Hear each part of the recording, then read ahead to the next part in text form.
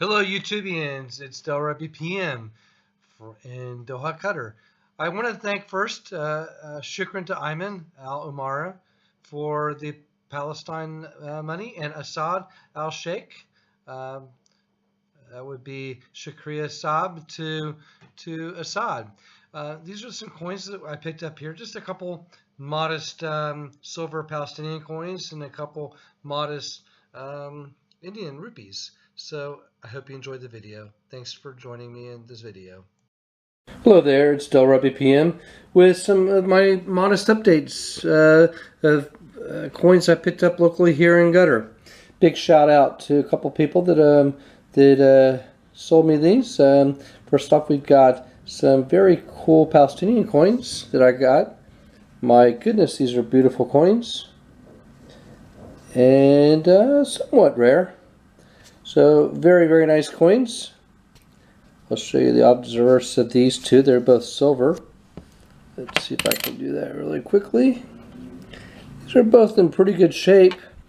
Of course, I did clean them, not really, but I put them in boiling water with some of the baking soda, and then I rinsed them off with nail polish remover after that. Now this is a quarter rupee. From I believe 1862, and the gunk really came off, but you can really see that over the years somebody's just really cleaned it. But it's still a beautiful coin. It would be MS for sure. There's a lack of wear if it weren't for the cleaning episode, especially on the obverse. The reverse is a lot better though. It's still got some patina too. And then here's another quarter rupee, but this one's from 1944, I think, or 43, and this one's pretty nice too. It does show a little bit of signs of being cleaned, but other than that, it's pretty cool. It's upside down. Now the guy who sold me the two British coins, he's a really nice gentleman from Lahore, and he also sold me these. I kind of got these thrown, and he thought these were all silver, and I kind of did too until we did this. Ta-da! After the war, they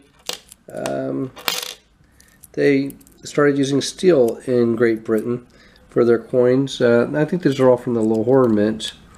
But these quarter rupees, what is different about them? They're magnetic. They're not silver. So they're pretty cool anyway.